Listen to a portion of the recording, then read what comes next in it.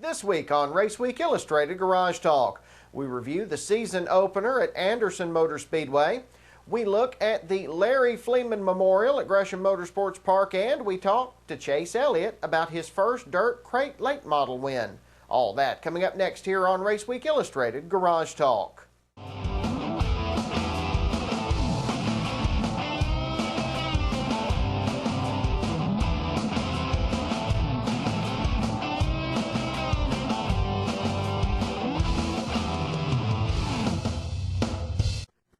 Hi folks, welcome to Raceweek Illustrated Garage Talk. I'm Brandon Reed. Thanks so much for being with us. We've got a lot of news to bring to you this week, so let's get straight to today's headlines. Ralph Carnes opens the 50th anniversary season of racing at Anderson Motor Speedway with a late model feature victory. Chase Elliott holds off some strong competition for the win in the Larry Fleeman Memorial 198 at Gresham Motorsports Park. Preston Peltier scores the win in the Pass South Easter Bunny 150 at Hickory, and Chase Elliott scores his first dirt crate late model victory at Tri-County Racetrack. For more on these and other stories, visit us online at raceweekillustrated.com. Our lead story, cool temperatures equated into fast speeds as three cars led by Ralph Carnes broke the track record at Anderson Motor Speedway in Williamston, South Carolina, as the track got its 50th anniversary season underway Friday night. With a huge crowd on hand and one of the best attended events we've seen so far this year, a strong field of late models got ready to put on a great show for the fans. Eric Stokes led the field to green after an invert set the top six. When the late model feature went green, the top five would jockey for position over the opening few laps in some of the most exciting late model racing seen so far this year, as Stokes and Austin Akers set the early pace. Lap 4, one car checks up, almost sending Randy Porter and Ralph Carnes around in turn 2. Everybody gathers it up, and we continue under green while Neil Meredith finds his way to the lead. Porter and Carnes are on the charge, and on the 13th lap, Porter moves into the lead with Carnes in pursuit. Carnes will hound Porter as the leaders run nose to tail over the next 23 laps, with Carnes looking for an opening. Lap 36, something breaks in the left front of Porter's car, sending him around in a shower of sparks in turn 3.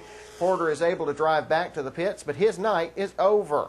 That moves Carnes into the top spot, and he'd hold the lead through the end of the race as he scores the opening night late model victory at Anderson Motor Speedway. Justin Sorrow came across the finish line in second, with Aker in third, Kenneth Hedden in fourth, and Meredith in fifth. We caught up with Carnes in victory lane. Ralph, looked like you almost lost it all over there in turn 2. You gather it up and come back for the win. Tell us about it. Man, I don't know. I got hit from behind. Well, they kind of stacked up in front of me, and I got hit from behind. I don't know what happened, but I was fortunate to get to gather back up and get back to the front. And I forgot to mention anything about Randy. He was fast. I don't know if I'd have caught him. I mean, I was there, but it was going to be a heck of a race. I hate to see him fall out like that. Opening night win, how's it feel? Feels great, man. I didn't expect this, but the car has been fast all day, and it felt awesome. In BM Modifieds action, Austin Northcutt jumped out to an early lead, one that he would hold for much of the 15-lap feature. Lap 5, first caution of the night flew when Alan Mitchell goes around on the front stretch. He's able to drive away, but he wouldn't be so lucky on lap 10 when he and Thea Thaxton tangled in turn 2, leading to a red flag condition to allow for cleanup.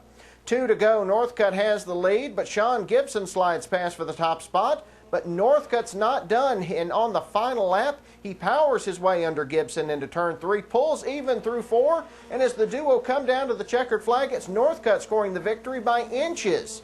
Stanley Thompson finishes in third, with Tim Stokes in fourth. Benny Gillespie is fifth.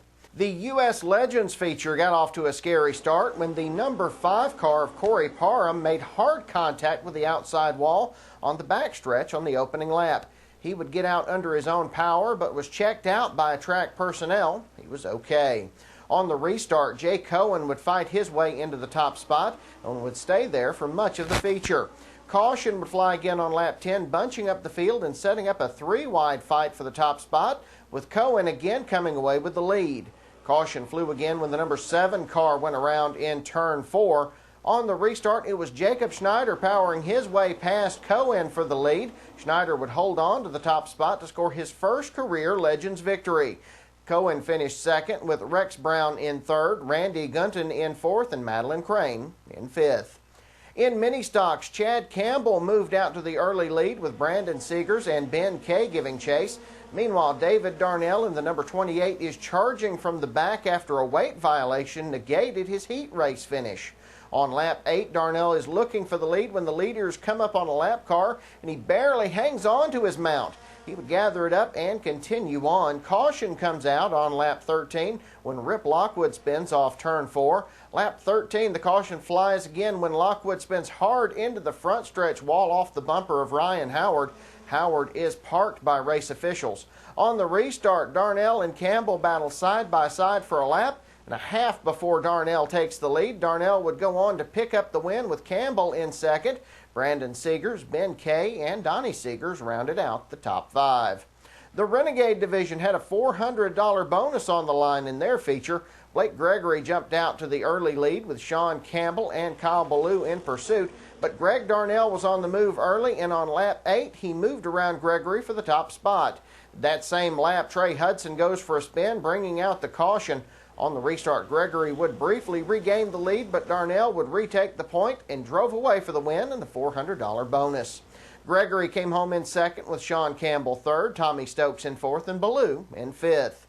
In the front-wheel drive feature, Chris Harville and Tommy Davis went at it hard on the drop of the green flag. With Joey Kelly in pursuit, Kelly would quickly move to the top spot to lead the merry chase. Scary moment here on lap 6 when Lance Partain goes around in turn 3 in front of the leaders. Things got wild towards the end as Mitch Barrett gets caught up in a multi-car incident off turn 4. Barrett is unhappy and wants to express himself as the field comes by. He's helped to the pits by one of Anderson's finest. Meanwhile, Kelly leads every lap en route to the victory with Chris Harville in second. Tommy Davis came home third with C.J. Hewitt in fourth and Bradley Williams in fifth. Let's hear from the winners. It was back and forth there at the end. Didn't know who was going to come out on top. Ended up being you. Tell us about that win. It was just luck. I mean, Chris Harville is one of the best drivers I've ever raced against. If I wouldn't be able to drive, Chris would be in my car. It was just a shootout to see who was going to win between us. I'm just thankful my car owner gives me a heck of a car. I build my own car, Smoke'em Enterprises, and one heck of a car I build. And now wait a minute. Luck. Answer me this. Would you rather be lucky or good? Lucky any day of the week. That's for sure. Luck is what it's all about. Man, that's the way to do it. On the last lap, tell me about it. Man, that one was close. Sean, I'm so glad. I love racing with him. He always races me clean. I really appreciate it. I'd like to thank all the fans for coming out. And, man, that was close. That car was got tired after that last restart. I'm not sure what happened, but we'll have to check it out. Might have had a tire going down or something, but it's good to still get the win. Jacob, you got him right there at the end. Tell me about the win. It's my first Legend win. It couldn't have happened any better. It's a nice, hard race. It didn't lead until 2 to go, so it's the way I would have wanted to win it. Man, looks like you had this little hot rod on a rail tonight. Tell me about your win. Yeah, when you set and rub on it all winter, we had a good car when we left last year, and we just improved a little on it, made a few changes. They got us for a weight infraction in the heat race, just difference in their skills and ours, but we added a little weight to it. And Chad Campbell in the 17 car, all them guys, good guys to race with. We just took our time, got back to him, then just worried about racing with him. Had a good night. Seemed like that last restart was just what you needed. Tell us about that win. Yeah, the car was just a little bit loose, so when we were able to get up beside him right there and kind of pinch him down on the bottom, it made him get loose off the corner, so it helped us to get by him there on that restart. How good is it to get a win here opening night? I think this is my first opening night win, so this is exciting for me. I'm real happy about it.